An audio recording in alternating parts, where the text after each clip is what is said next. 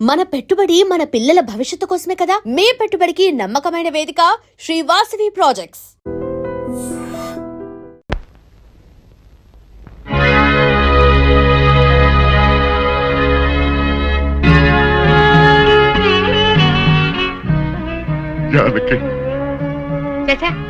ఏమిటో ఇది? ఊరంతా వెలివేసిన నా మనవణ్ణి నువ్వు ఒక్కదానివి వెనకేసుకొచ్చావు తెలియక నేను నానా మాట్లాడాను, నన్ను క్షమించు అంటావు అంతే కదా. నిన్నిప్పుడేమిటి 40 సంవత్సరాల క్రితమే క్షమించాను.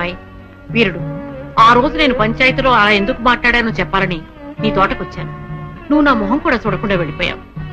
సరేలే, ఇప్పుడు అవన్నీ ఎందుకని పెద్దిరాజుతో చెప్పి ముందు ఆ పెళ్లి ఆపాలి.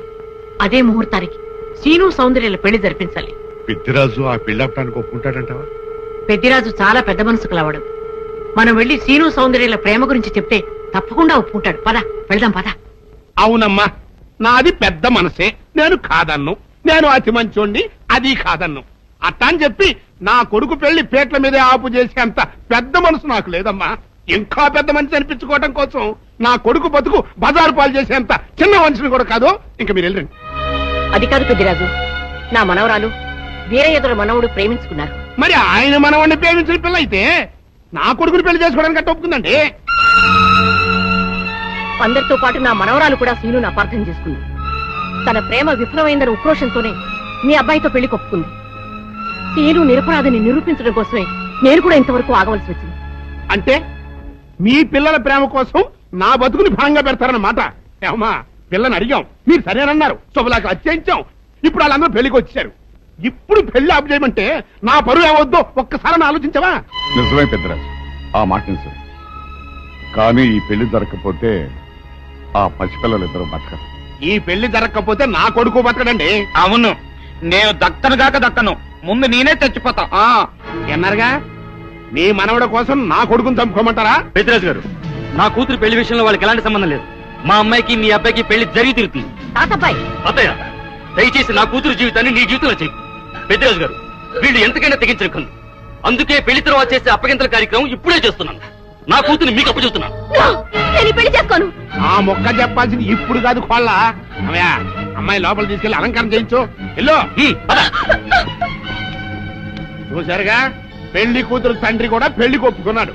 మంచి మనసుంటే ఉండి 2 అక్షంతలు వేసేయాలండి, లేకపోతే దయచేయండి. చేద్దామంటా? సౌందర్యని పెద్దిరాజు రోజు బయటికి తీసుకొస్తాం. ఎవరు వస్తారో చూస్తాం. అంటే నువ్వెక్కడ దొరికావయ్యా? సీక్రెట్ గా ప్లాన్ చేస్తుంటే ఊరంతా వినిపించేట అరుస్తా. దానికి నువ్వు ఎందుకు మావా? మేమున్నాం, పదండ్రా.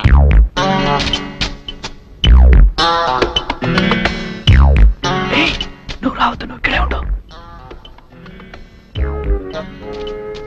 రండి.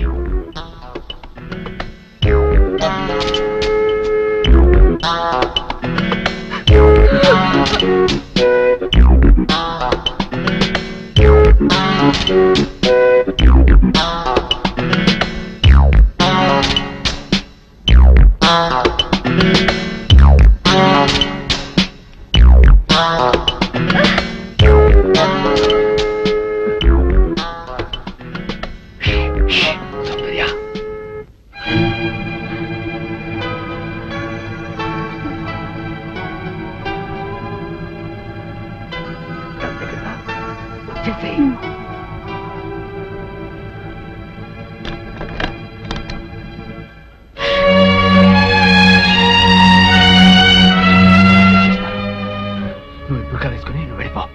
నీ తల్లి మేనేజ్ చేస్తాను.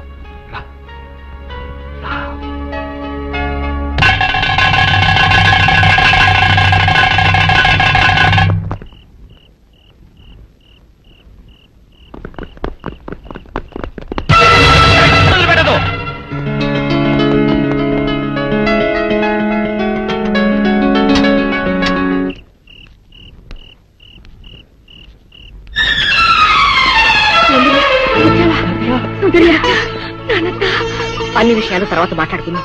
మీకు అరగంటలో రైలుంది. ఇద్దరు తిరుపతి కొండ మీదకి వెళ్లి పెళ్లి చేసుకోండి. ఇక్కడి పరిస్థితులను బట్టి వీలుంటే మేము కూడా ఆ సమయానికి అక్కడికి వస్తాం. ఇదిగో మీ టికెట్లకి ఖర్చులకి ఈ డబ్బు తీసుకోండి. మీరు తొందరగా వెళ్ళాలి. సౌందర్య తప్పించుకుందన్న విషయం పెద్దిరాజుకు తెలిసే లోపలే మీరు ఈ ఊరు వదిలి వెళ్ళిపోవాలి. ఏం పర్వాలేదు, ధైర్యంగా ఉండండి. బయలుదేరు పదండి. బయలుదేరు బయలుదేరు.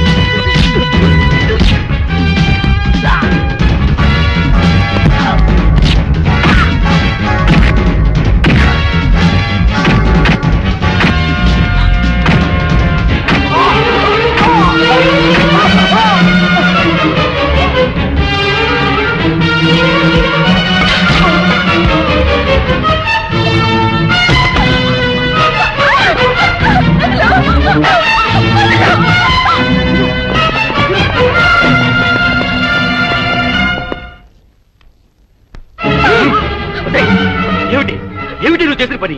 ఆ పనికి వాళ్ళ వెనతో లేచిపోయి నా పరువు తీస్తావుటే నిన్ను. ఇప్పుడు ఈ పిల్ల నీ కూతురు కాదు, నా కోడలు. ఇదో కొడుతున్న వాళ్ళు చేసింది, ముహూర్తం మేము వచ్చేసింది కదా. ఉదయ్ రేయ్ గులేజాలు తీసుకోండి. మంత్రి గారు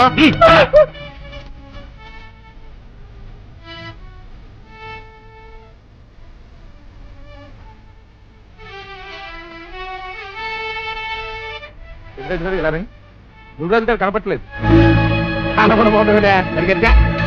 చూసామండి, ఎక్కడ కనపట్లేదు. అయితే ఈ పిల్లని ఎత్తుకుపోయినట్టే కొన్నాళ్ళు నా బుల్లిరాజు గారిని కూడా ఎత్తుకుపోయింటారా?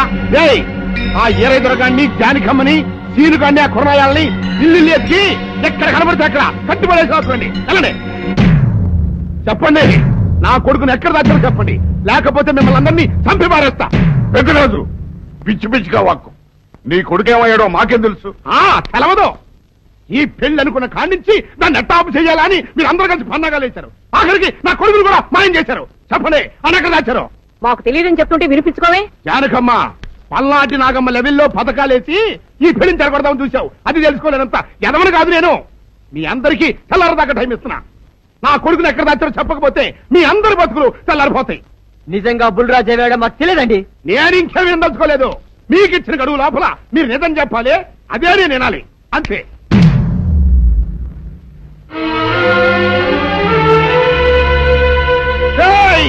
గడువు దాటిపోయిందిరా, మిమ్మల్ని అందరినీ చంపేస్తా. నిజం చెప్పండి. బాబు గారు బుల్రాజు గారిని ఎవరో చంపేసి చెరువులో పడేసి.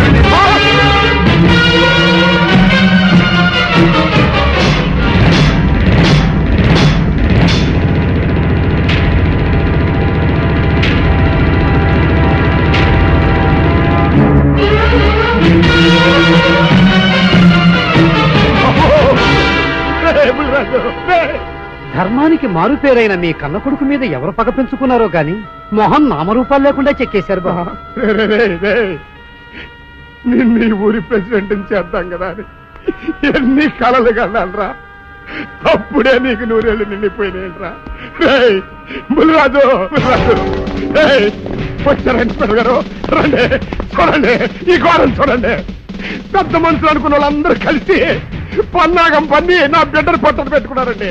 నా బిడ్డ సాగు కారణమైన వాళ్ళు ఎవ్వరూ బతికి బట్ట కట్టడానికి లేదండి. ముఖ్యంగా ఈడనండి, ఈడ చెప్తుంది. What is this? మీ ఆవేశాన్ని కాస్త తగ్గించుకోండి. అసలు మీ అబ్బాయిని ఇతనే చంపాడడానికి సాక్ష్యం ఏమిటి? ఆశ్చర్యం ఏంటండి, ఈడో పిల్లని ప్రేమించాడంట. ఆ పిల్లనే మా అబ్బాయి పెళ్లి చేసుకోపోతుంటాను. వీళ్ళందరూ కలిసి ఆ పెళ్లిని ఆపుదాన్ని చూశారండి. అది కుదరపోయేటప్పటికి ఈ ఘోరం తలపెట్టారండి. ఓకే ఓకే, మీరు ఆవేశపడకండి. ఆ విషయాలను చూసుకోవడానికి మేమున్నాం. Mister, your under arrest. Constables, అది తీసుకురండి. ఆగండి, ఈ హత్య చేసింది సీను కాదు, అతను కాదా? మరెవరు?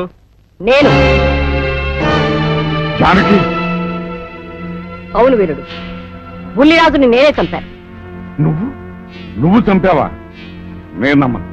అవును, నా మనవరాలికి సీనుకి పెళ్లి చేయాలంటే వీళ్ళెవరూ ఒప్పుకోలేదు. చూస్తూ చూస్తూ వాళ్ళ ప్రేమని బలి చేయలేకపోయాను. బుల్లిరాజు దగ్గరికి వచ్చి వాళ్ళ పెళ్లికి సహకరించమని ఎంతో ప్రాధేయపడ్డాను. అతనందుకు ఒప్పుకోలేదు సరికదా. చాలా అసభ్యంగా ఒక్క రాత్రి సౌందర్య తనతో గడిపిన తర్వాత సీనుకిచ్చి పెళ్లి చేసుకోమన్నాడు. నాలో ఆవేశం పొంగింది. ఏం చేస్తున్నానో నాకే తెలియలేదు. అక్కడ ఉన్న ఇనుపు లైట్ స్టాండ్ తో బలంగా బుల్లిరాజు నెత్తి మీద కొట్టాను. ఆ తర్వాత గాని నేను చేసిందేమిటో నాకు తెలియలేదు. కానీ అప్పటికే అతని ప్రాణాలు పోయాయి. వెంటనే శవాన్ని అక్కడి నుంచి తరలించి చెరువులో తోయించాను. ఇన్స్పెక్టర్ గారు, జరిగింది చెప్పాను. ఇందులో ఎవరి ప్రమేయం లేదు. ఈ హత్య చేసింది నేను. నన్ను అరెస్ట్ చేయండి. ఐసి, అలాగా. కానిస్టేబుల్స్, ఆవిడ అరెస్ట్ చేసి తీసుకురండి. ఈ బాడీని పోస్ట్ మార్టం పంపించండి. వాళ్ళందరూ వదిలేయండి. పెద్దరాజు గారు, మీరు ఒకసారి స్టేషన్కి వచ్చి స్టేట్మెంట్ ఇవ్వండి.